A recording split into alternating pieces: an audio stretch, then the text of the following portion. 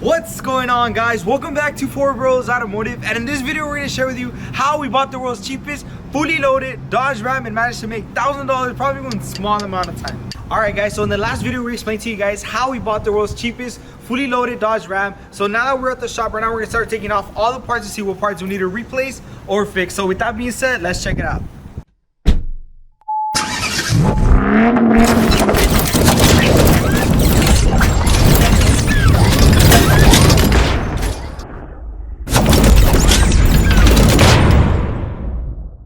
Alright guys, as you can see, the truck is now at the shop. We're now going to start removing the damaged parts. In this case, it'd only be the radiator support, because the headlight mount was damaged on the driver's side. But before the truck arrived, we checked in every auto parts and junkyards, and they all had extremely expensive prices, and that would leave us with no profit margin. So in this purchase, we also bought another Dodge Ram, which only had a bumper damage. So I decided to get the parts from the other truck and fix this truck first, since this truck had a higher profit margin due to being a fully loaded truck. Also, make sure to take your time in removing the parts and remember where each connector goes. What I typically do is take pictures where each connector goes, so whenever I get lost, I always go back and take a look at the pictures.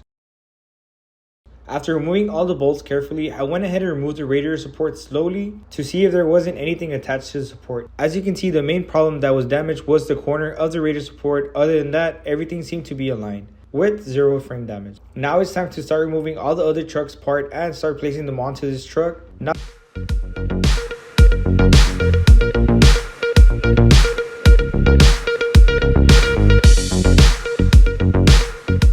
to remove the good radiator support from the other truck, we went ahead and started presenting the support to see if everything aligned together. By the looks of it, everything seemed to go right into place. Now it's time to start bolting up the parts and support to start moving on to the next step.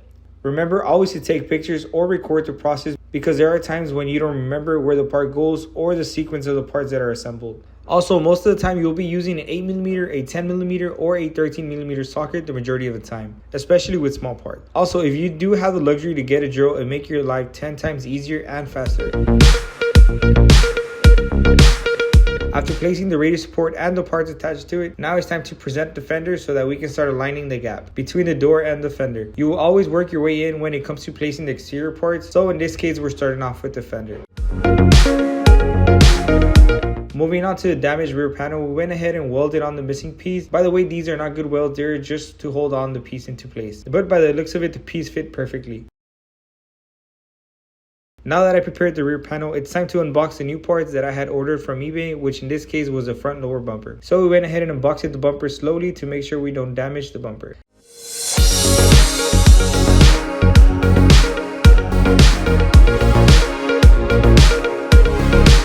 As you can see, the bumper is paintable, but beforehand we need to sand it down. In this case, we need to use a 400 grit to smooth down the bumper as much as we could to make this paint stick on perfectly.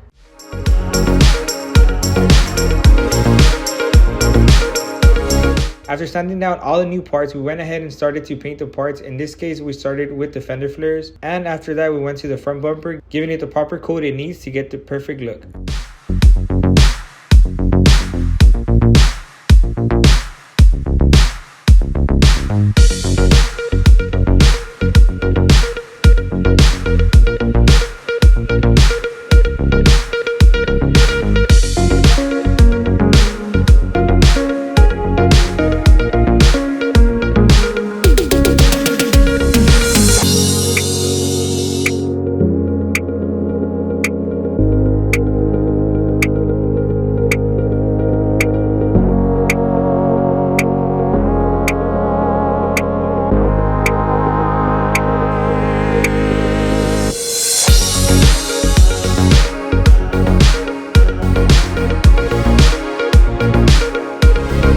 After that, we went ahead and painted the rear panel, which came out to look perfect.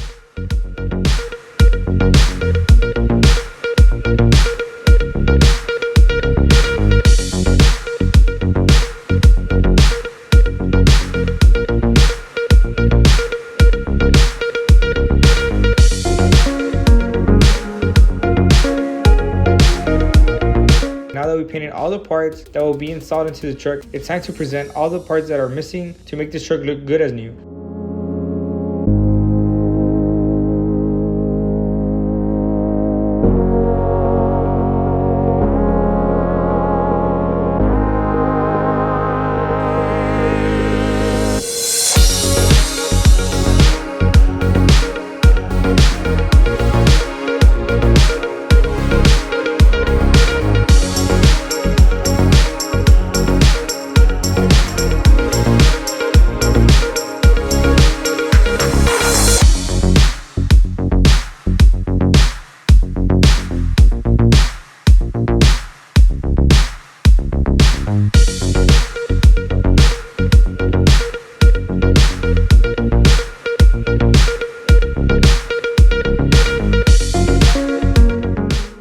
After aligning the fenders, we went ahead and grabbed the other truck's bumper and started to remove the parts that were able to be salvaged so that we could place them onto the new bumper that we had ordered from eBay.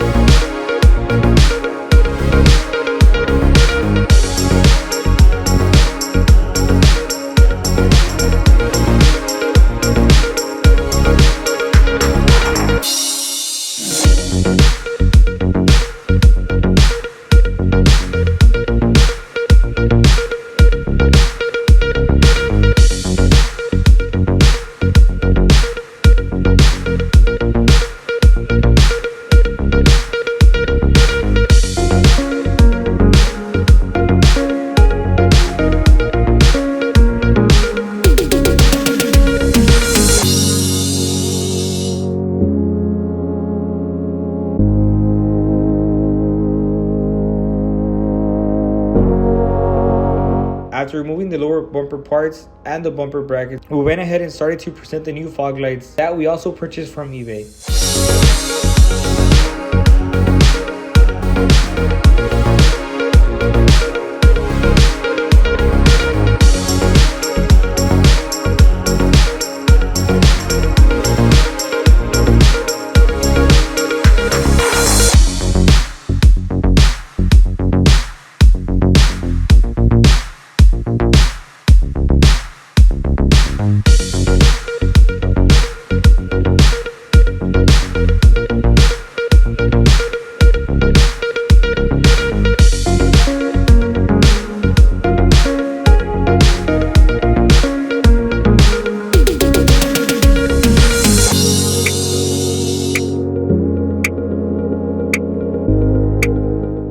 So we went ahead and unbolted the old fog lights and started to bolt on the new fog lights.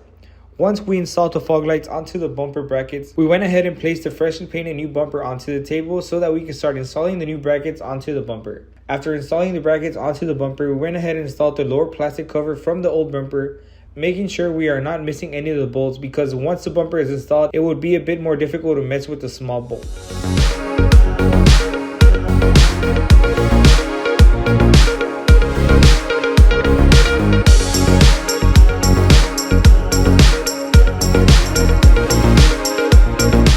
Now that we placed all the parts that are attached to the lower bumper, now it's time to present the lower bumper to see if it aligns well with the chassis.